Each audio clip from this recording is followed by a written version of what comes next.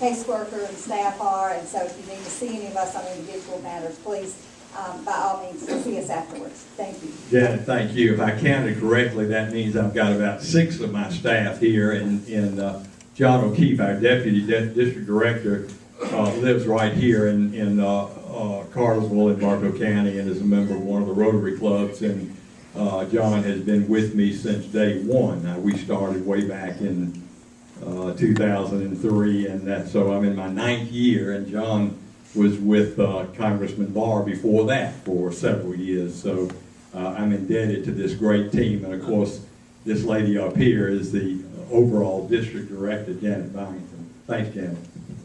I'm Willie Caldwell. I represent North National Retired, Active Retired Federal Employees, Chapter 0545.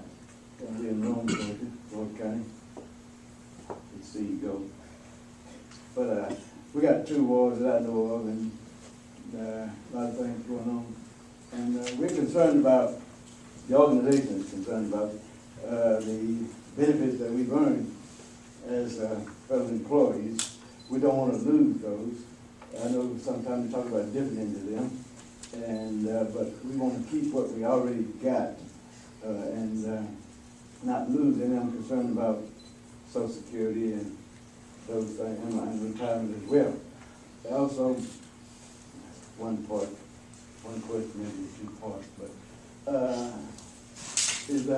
I saw a list of programs outside the United States that the government is supporting. I don't know if you could have knowledge of that or not. I didn't bring that with me. But could we look at that, see if some of those programs could be cut?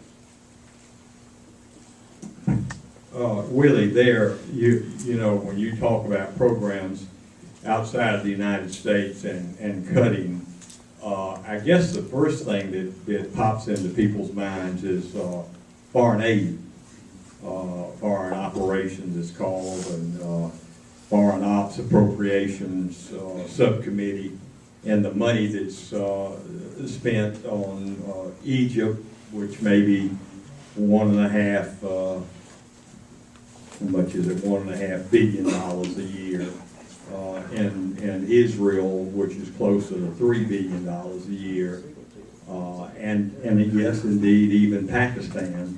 And I fully do believe, because of the constraints and the pledges and the obligation and the promises, the contract almost that we have with veterans and with seniors and with people that are dependent on Social Security, on their Medicare program or Medicaid or whatever it happens to be, TRICARE, Veterans Health Care. We have to start looking at things like that, money that's being spent. But you know, you might also say, well, you know, how about the money that's being spent in Africa to combat AIDS, a PEPFAR program that was instituted by President Bush. And I was in Africa not too long ago and had an opportunity to hear about, you know, the epidemic and the orphan children because their parents have died of AIDS, and you know, and also tuberculosis and other things. So a lot of the things that we do, I would not be in favor of just wholesale cutting them out, because we live in the world. We have the greatest country in the world, and I hope we will, and pray and trust that we will remain the greatest country in the world, but we're a global neighbor, and I do believe that it's sometimes referred to as soft power. I don't want to overstate that, because I'm sort of a Teddy Roosevelt guy. I speak softly but carry a big stick. But you know, your point is very well taken. It's just that we just need to be careful about not throwing the baby out with the bathwater. Okay, we got the next question back here. What is the Republicans' job bill? I'm sorry. What is the Republicans' job bill? Well, the main aspect of the Republicans' job bill, and that's a great question. I think that if you ask anybody what their top three concerns were. It'd be jobs, jobs, jobs. And to, the president, of course, has tried a number of things in regard to job creation. The stimulus legislation that was passed, I guess back in February, March of 2009, some $800 billion on shovel-ready projects obviously didn't get us very far, despite his best intentions in that slide that I showed that showed that unemployment rate that's so persistently high over the last 29 months. So we spent a lot of money trying to create jobs, and it just simply didn't work. But he tried to do something. What have you done? Yeah, thank you. We have a past, and John, I don't know if we have a slide on that in regard to the number of bills that have been passed in the House, controlled by the Republicans, and yes, pretty much along straight party lines. But our feeling is that we need to do everything we can do to stimulate a market economy and not a government economy, and create jobs in the private sector and not just government jobs. And that is the jobs program of the Republican Party has been to take the handcuffs off small businessmen and women and reduce some of the regulatory burdens, rules, and regulations like the EPA in regard to climate change and those sort of things that, basically just add cost to utility bills, something like $1,500 a year for the average family. So that is an approach that we will continue to take to lower taxes, particularly at the corporate level. 35% corporate tax rate is one of the highest in the world for a developed economy. And we're losing jobs, and we have to lower the corporate tax rate and cut down on the rules and regulations. That, in essence, is our jobs program.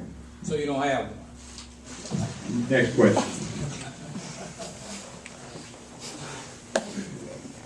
Hi, my name is Joshua Fisher. I'm an unemployed 19-year-old who cannot afford to be a college student. You mentioned that Congress didn't get to vote on Libya, but in every vote that Congress did have on Libya, you voted to support NATO with all they need financially. Congress gives blank check handouts to Libya, Israel, and Afghanistan.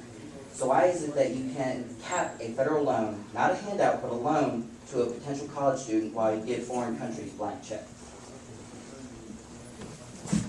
Well, in regard to student loans and our student grant aid, loans are just what they say. They're loans, and that money has to be paid back, albeit at a very fair, competitive, low rate of interest to encourage students, to give them an opportunity.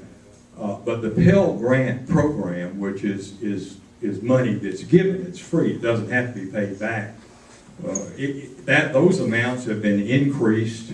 The total amount that a student can borrow, not just for an undergraduate degree, but also in a graduate program, and the amount that they can borrow in any one year, it's sort of front-loaded, so that in those first couple of years, when it's a bit of a struggle to get adjusted to studying in the right way to achieve that degree, we have continued to do that.